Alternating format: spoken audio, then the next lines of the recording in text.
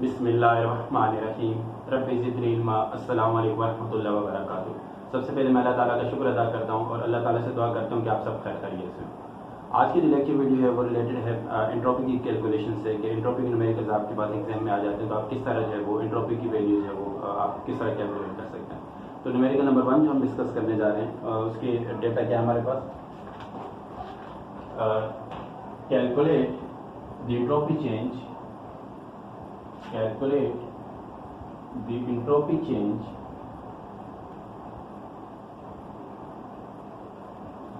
involved in the conversion of 1 mole of water at 373 kelvin.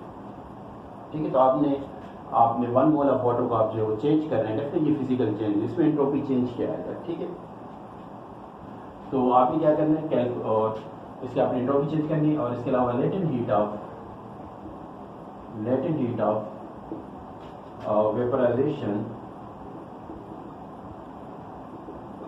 Vaporisation of water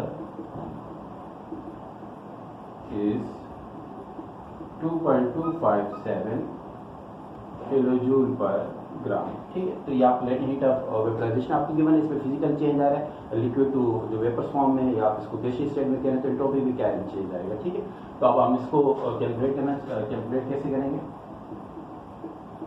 entropy का formula क्या है, equal to आपके पास latent heat of fusion, latent heat of vaporization, यहाँ पे entropy of vaporisation आप इसको कहेंगे। ठीक है, और लेटेंट हीट ऑफ वेपराइजेशन या आपके पास है वो डिवाइडेड बाय बॉइलिंग पॉइंट। ठीक है, आपके पास जो लेटेंट हीट ऑफ वेपराइजेशन पर ग्राम के माने आप इसको किस में चेंज कर दें, पर मोल में चेंज करेंगे, यानी 1 ग्राम ऑफ वाटर के लिए इतनी जो हीट रिक्वायर्ड है, एंथैल्पी चेंज है। और इसके अलावा अगर 18 ग्राम होगा तो डेफिनेटली वो 1 मोल की इक्वल हो जाएगा। ठीक, तो ये आपके पास एंट्रोपी चेंज जो है वो क्या है, यहाँ पे 2.257 किलो जूल पर ग्राम है। जब इसको आप 18 ग्राम पर मोल से जो मल्टीप्लाई करेंगे तो ये आपके पास वैल्यू पर मोल हो जाएगी। ठीक, इसके अलावा बॉइलिंग पॉइंट आपके लिए 373 केल्विन, ग्राम से कैंसिल, तो ये आपके पास जो आंसर आ रहा है वो आंसर क्या आ रहा है,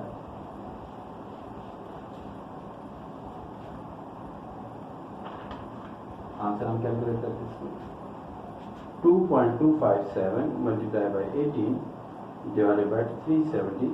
ठीक, तो ये आपके पास आंसर आ रहा है, एंट्रोपी चेंज जो आ रहा है। और एंट्रोपी वेपराइजेशन जो है वो equal to 0.1089 kilo joule per mole kelvin आ रहा है। ठीक है, अब ये पॉजिटिव वैल्यू आ रही है, डेफिनेटली वाटर जो है वो लिक्विड से गैसियस स्टेट में जा रहा है, वेपराइज हो रहा है, तो एंट्रोपी जो है वो फिजिकल चेंज के साथ यानी वेपराइजेशन के साथ सिस्टम की एंट्रोपी क्या हो रही है, पॉजिटिव हो रही है, यानी कि इंक्रीज हो रही है। ठीक है, तो ये आप एंट्रोपी की वजह से आपको जो है वो आइडेंटिफाई करते हैं कि सिस्टम की एंट्रोपी इंक्रीज हो रही है या डिक्रीज हो रही है। इसके बाद नेक्स्ट न्यूमेरिकल है हमारे पास, न्यूमेरिकल नंबर 2।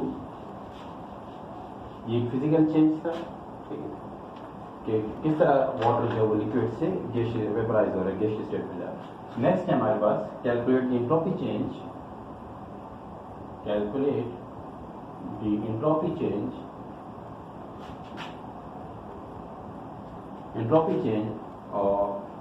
in melting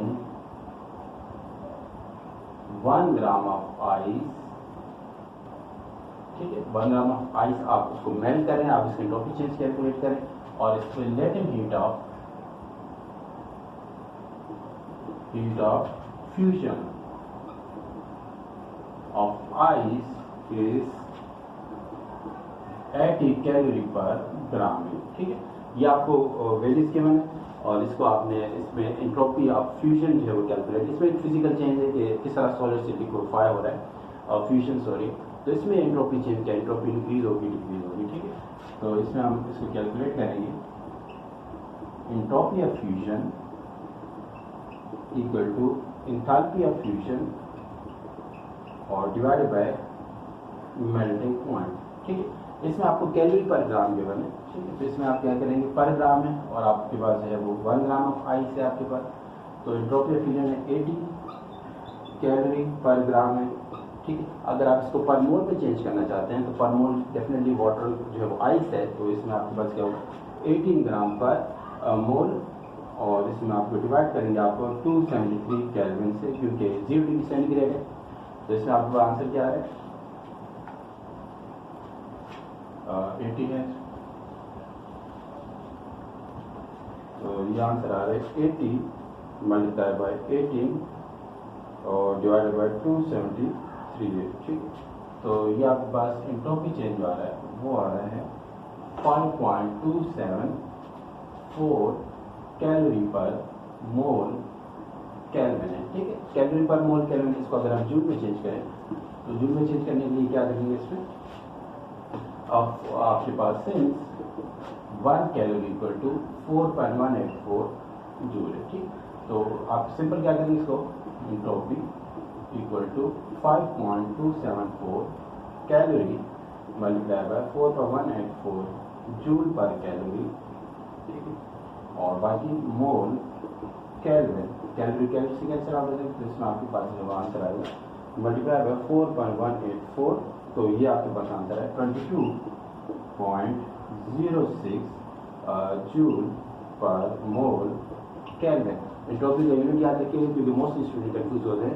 जो आपके पास गिब्स फ्री एनर्जी का फार्मूला है, वो जो यूनिट है मोल पर जूल पर मोल, जूल पर केल्विन, इसके अलावा जूल पर मोल है, इसके अलावा एंथैल्पी का फार्मूला है जूल पर मोल है, लेकिन एंट्रोपी है जूल पर मोल केल्विन है, यानी एंट्रोपी जो है वो टेम्परेचर से क्या है, उसका रिलेशनशिप है। तो यूनिट्स का ख्याल रखिएगा, ठीक है। तो ये आपने देखा दोनों में फिजिकल चेंज आ रहा है। इसमें अगर आप कोई सब्सटेंस, कोई सिस्टम है जिसमें वो लिक्विड से गैसियस स्टेट में जा रहा है, या कोई सॉलिड से लिक्विड स्टेट में जा रहा है, तो एंट्रोपी पॉजिटिव चेंज आ रहा है उसमें, ठीक है। एंट्रोपी यानी कि इंक्रीजिंग हो रही है। नेक्स्ट न्यूमेरिकल है हमारे पास न्यूमेरिकल नंबर 3। ये तो थे दोनों फिजिकल चेंज। अब हमारे पास एक न्यूमेरिकल है, ठीक, वो है एक केमिकल रिएक्शन है। केमिकल रिएक्शन में हमने स्टैंडर्ड एंट्रोपी चेंज कैलकुलेट करेंगे। Calculate the standard entropy change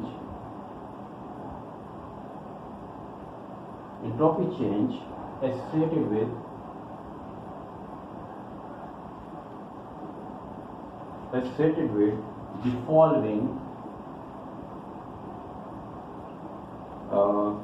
reaction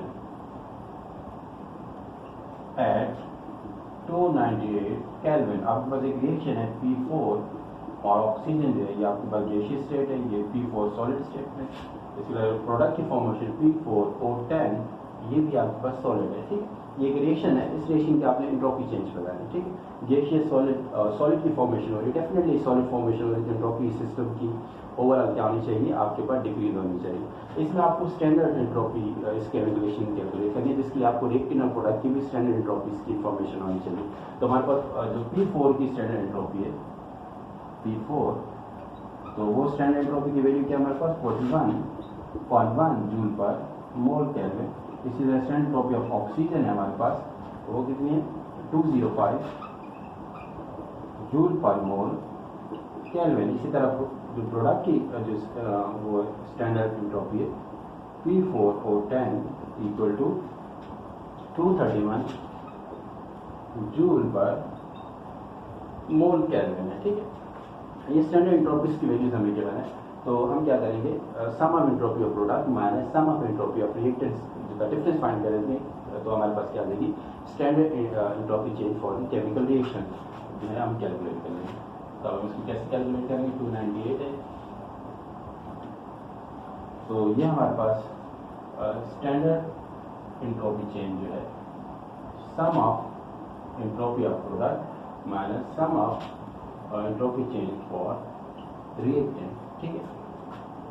तो चेंज एंट्रोपी जो है आपके पास प्रोडक्ट क्या है आपके पास 231 जूल पर मोल केल्विन माइनस आपके पास P4 है, P4 की एंट्रोपी क्या है 41.1 प्लस ऑक्सीजन की ये पर मोल यानी कि एक मोल की 205 जूल जो है वो एंट्रोपी चेंज है।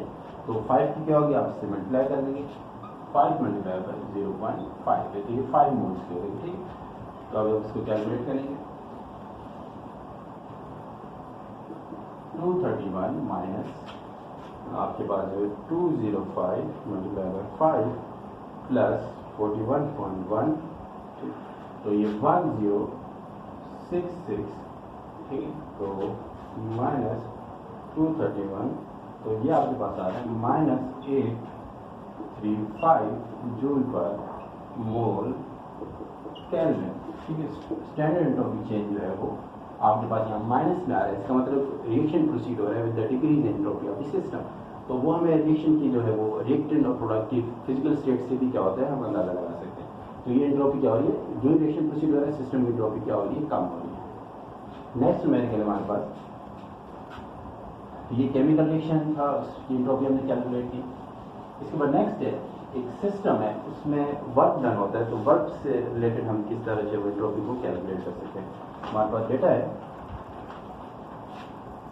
हमारे पास 5 मोल हैं, 5 moles of an ideal gas जो है वो एक्सपेंड्स, ठीक है, expand reversibly from a volume of 8 dm³ to 80 dm³। ठीक है, वॉल्यूम एक्सपेंशन हो रहा है, work done by the system हो रहा है। तो at a temperature positive work है यहाँ पे ऑफ 27 डिग्री सेंटीग्रेड। ठीक, calculate the entropy change for the system. ठीक है, तो इसमें आप एंट्रोपी चेंज जो है वो क्या करना है, कैलकुलेट करना है। एक बार कोई वर्क बाय द सिस्टम हुआ है, तो एक बात याद रखिएगा, क्योंकि रिवर्सिबल वर्क है, तो एंट्रोपी चेंज इक्वल टू जो आपके पास Q reversible equal to temperature. तो क्योंकि यहाँ पॉजिटिव वर्क हुआ है, तो इसलिए आप इसको क्या करेंगे, nRT ln V2 over V1 over temperature cancel हो जाएगा इससे। तो entropy change equal two plus इसलिए आ रहा है क्योंकि पॉजिटिव वर्क है, 2.303 nR log V2 over V1। ठीक है, मोस्टली ये आपके पास MCQ आता है, और वो MCQ आ जाता है और न्यूमेरिकल की फॉर्म में, तो आप इसको कैलकुलेट करते हैं। तो ये फार्मूला आप यूज़ करें और इसमें आप एंट्रोपी चेंज कैलकुलेट कर सकते हैं। 2.303 5 मोल है आपके पास, 8.31 है R की वैल्यू, लॉग जो है वो 80 ओवर 8 है। ठीक है, अब इसको हम कैसे कैलकुलेट करेंगे,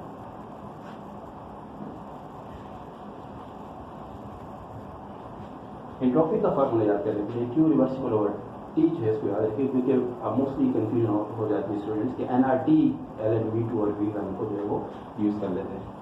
तो यहाँ पे आपके पास आंसर क्या आएगा, log 10 multiply by 8.31 multiply by 5 और मल्टीप्लाई बाय 2.303। ठीक है, तो ये आपके पास जो आंसर आ रहा है वो आ रहा है, एंट्रोपी चेंज जो आ रहा है वो 95.68 जूल पर मोल केल्विन आ रहा है। ठीक, तो ये जो है वो एंट्रोपी चेंज आया है कि जब आप जो गैस है आइडियल गैस हो वो 80 dm³ से 80 dm³ क्या हो, एक्सपेंशन हो, एक्सपेंशन वर्क हुआ। ठीक है, तो ये आपने एंट्रोपी चेंज कैलकुलेट किया। नेक्स्ट न्यूमेरिकल हमारे पास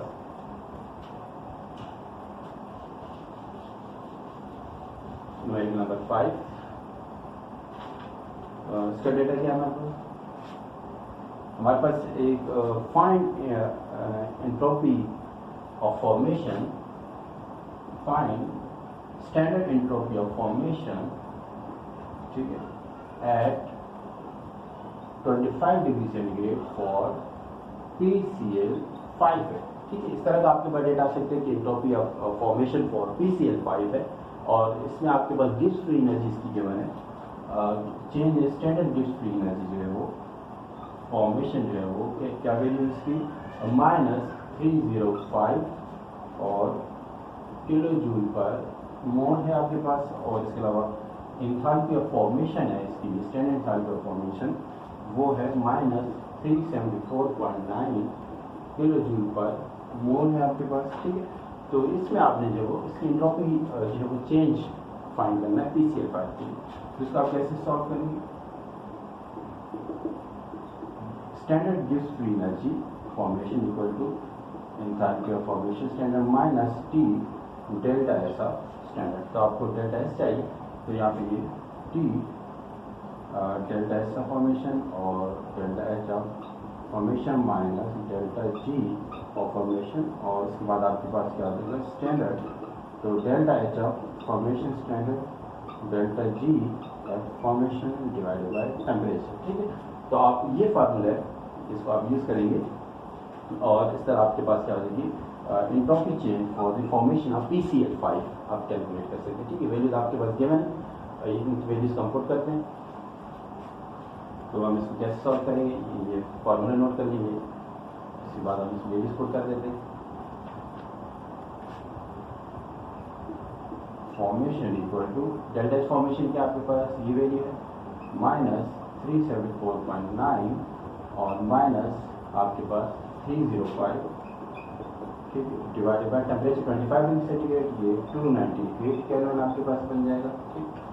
तो इसको आप कैलकुलेट करें तो ये होगा आपके पास क्या होगा, ये माइनस है, ये डेल्टा G, ठीक, 305, ये माइनस प्लस हो जाएगा, तो ये वैल्यू हो जाएगी 305 माइनस 374.9, ठीक, minus 69.9 kilo joule per mole divided by 298 kelvin. तो entropy of formation for PCl5 क्या हो जाएगी डिवाइडेड बाय 298, ठीक, तो ये माइनस 0.234 किलो जूल पर मोल केल्विन, ठीक है। ये फॉर PCl5 आपने क्या किया कैलकुलेट किया इसको। जिस तरह से भी आपके पास इंफॉर्मेशन आएगी डेटा गिवन होगा तो आप इजीली जो है वो फार्मूला यूज़ करेंगे और आप क्या कर सकते हैं एंट्रोपी चेंज फॉर जो है for the formation, entropy change for sublimation, entropy change for vaporisation, entropy change for fusion, entropy change for the formation for reaction, entropy change for the formation. तो ये आपसे रिलेटेड जो है numerical आपसे पूछे जा सकते हैं। आपके पास नेक्स्ट जो है न्यूमेरिकल नंबर जो है आपके पास 6 जो है वो क्या डेटा है उसका, ये आप इसको नोट कर लें।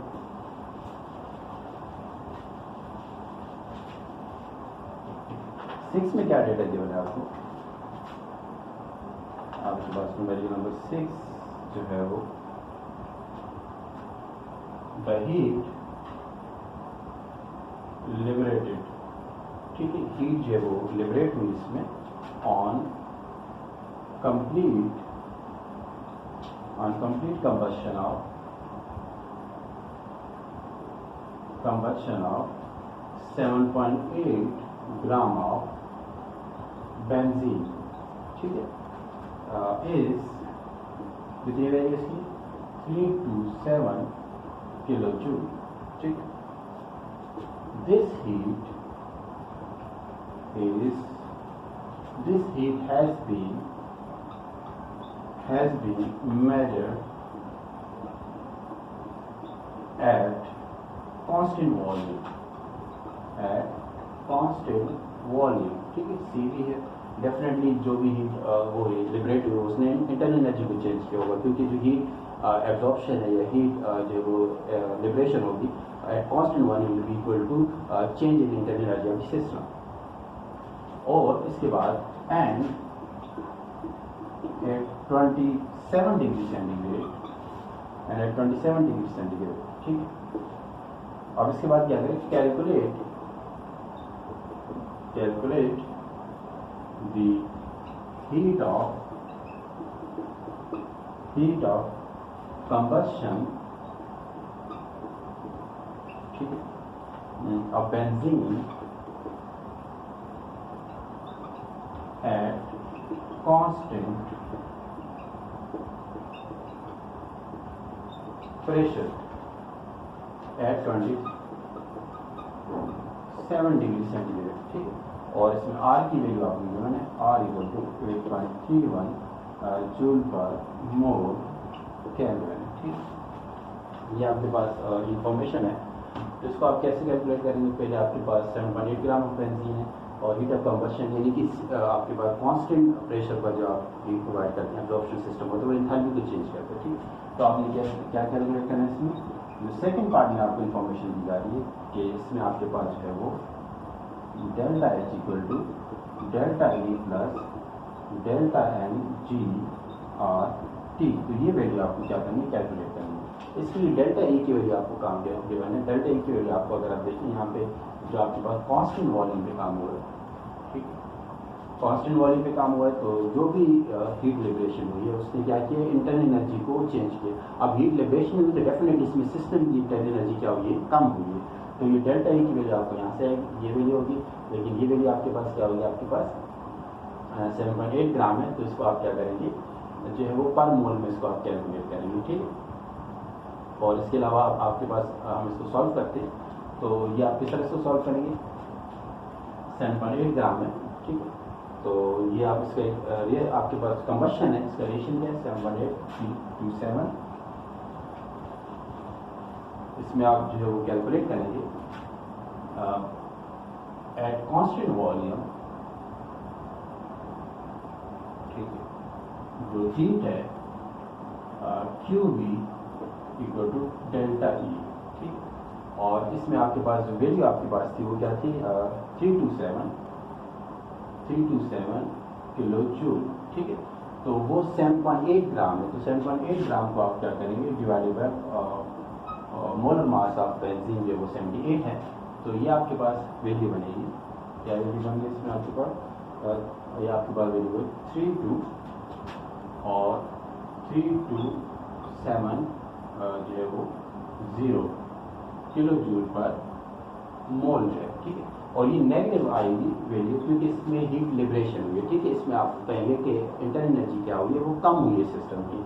तो ये डेल्टा ई की वैल्यू आपके पास आ गई यहाँ पे, ठीक, 327 किलो जूल पर मोल। जब आपके बेंजीन के पर मोल से आपने क्या किया? इसको कैलकुलेट किया। अब नेक्स्ट जो है इंफॉर्मेशन आपके पास यहाँ पे वो किस तरह के? अब डेल्टा एन जी हमें कहाँ से पता चलेगा? ये आपके पास रिएक्शन है C6H6, आपके पास ऑक्सीजन है और इसमें कार्बन डाइऑक्साइड जो गैस है आपके पास, और इसके अलावा वाटर है, लिक्विड है। ठीक है, तो इसमें आपके पास 6 CO2 और वाटर कितने यहाँ पे 6 है आपके पास 3H2 और ऑक्सीजन टोटल कितने हो गए 12 और ये जो आपके पास 15 है 15/2 ये गैस है आपके पास। ठीक है, लिक्विड है आपके पास। अब आपने डेल्टा एन जो गैसियस प्रोडक्ट की फॉर्मेशन हो रही होगी एक के दरमियान जो मोल्स का डिफरेंस कितना आ रहा है, तो ये आप कैसे कैलकुलेट करेंगे? ठीक है, delta n g equal to आपका 15/2 और आपके पास जो है वो 6 मोल इसके। तो ये आपके पास आंसर कितना आ रहा है? आप इसको कैलकुलेट करेंगे प्रोडक्ट्स, और प्रोडक्ट के मोल 6 है माइनस 15/2, तो ये आपके पास जो है वो क्या हो जाएगा 12 और 15 और ये माइनस 3/2। ठीक है, तो ये क्या है आंसर आपके पास? -3/2 मोल्स। ठीक है, ये चेंज आ रहा है इसमें मोल्स में। ठीक, और अब आपके पास डेल्टा एन जी की वैल्यू आ गई है और इसके अलावा डेल्टा ए की वैल्यू ये के बने, तो आप इसकी कैलकुलेट कर सकते हैं। 27 डिग्री सेंटीग्रेड है आपके पास। Delta H equal to -3270 kilo joule है आपके पास, इसका एक्सपोनेंट 3 जूल है आपके पास, प्लस -3/2 और आर की वैल्यू क्या है 8.31 और टेम्परेचर आपके पास जो था वो 27 है। ठीक है, 27 + 273 तो ये 300 है आपके पास। 300 केल्विन। तो ये आपके पास आंसर क्या आएगा? इसको मल्टीप्लाई करें 300 × 8.31 और मल्टीप्लाई बाय 3 /2, तो ये आपके पास आएगा -3739 और ये आपके पास -3270 एक्सपोनेंट 3, तो डेल्टा एच ऑफ जो कंबशन है वो वैल्यू कितनी बन गई प्लस 3270 एक्सपोनेंट 3, तो ये आपके पास आ रही है वैल्यू जो है वो ये वैल्यू बन गई आपके पास 32 माइनस 3273 किलो जूल पर मोल।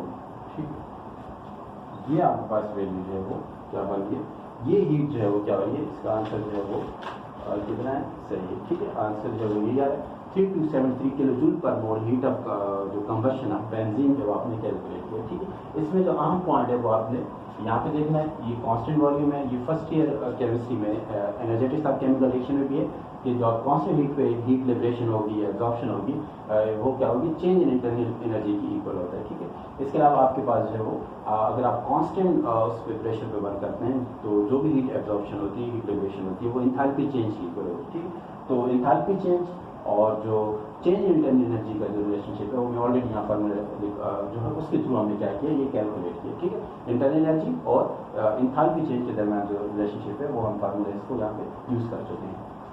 नेक्स्ट न्यूमेरिकल हमारे पास जो आपसे जो मोस्टली पूछा जाता है, इसमें क्या है, numerical number 7, calculate this standard internal energy change. Numerical number 7, calculate the standard internal energy change for what, एक रिएक्शन है हमारे पास, for the following reaction, for the following reaction at 25 degree centigrade. ठीक है, रिएक्शन हमारे पास क्या है, hydrogen peroxide की डिकम्पोजिशन है। ठीक है, 2H2O 2H2O2 ये डिकम्पोज हो रहा है, लिक्विड है आपके पास, और ये आपके पास वाटर में डिकम्पोज हो रहा है। ठीक है, और इसमें ऑक्सीजन की फॉर्मेशन हो रही है, ये लिक्विड है आपके पास। ठीक है, ये आपके पास गैस है। तो इसमें आपने क्या करना है, तो इसमें आपके पास जो है वो, इसमें आर की वैल्यूज आपको गिवन है, तो आप कैसे कैलकुलेट करें, इसमें जो आपके पास वो है जो है इंथैल्पी चेंज जो है वो किसके लिए, और enthalpy change for formation of जो है वो H2 जो है वो इक्वल है, वैल्यू आपके पास कितनी है, -188 और किलो जूल पर मोल, और इसके अलावा enthalpy of formation for water क्या है वो हम फर्स्ट ईयर में भी पढ़ चुके हैं, -286 किलो जूल पर मोल है आपके पास। ठीक, ये वैल्यूज आपको गिवन है, और ये लिक्विड्स हैं, आपके हाइड्रोजन पेरोक्साइड की वैल्यू गिवन है, हीट ऑफ फॉर्मेशन, और आपके पास वाटर भी गिवन है। तो इसमें आपने क्या करना है, इनको जो इंथैल्पी चेंज है आपने रिएक्शन में, ये आपने इसका डिफरेंस निकालना है। तो ये आपके पास कैसे आएगा, इंथैल्पी चेंज फॉर डिकम्पोजिशन जो है, जो इंथैल्पी चेंज स्टैंडर्ड जो इंथैल्पी चेंज होगा वो इक्वल टू क्या होगा, जो आपके पास प्रोडक्ट है और प्रोडक्ट और उसका आप क्या करेंगे, formation of product, enthalpy change for the formation of product minus enthalpy change for the formation of reactant है आपके पास। तो प्रोडक्ट क्या आपके पास -286 ठीक है किलो जूल पर मोल, माइनस ये क्या है -188, ये आपके पास आंसर आएगा। आपके पास आंसर क्या है इसमें,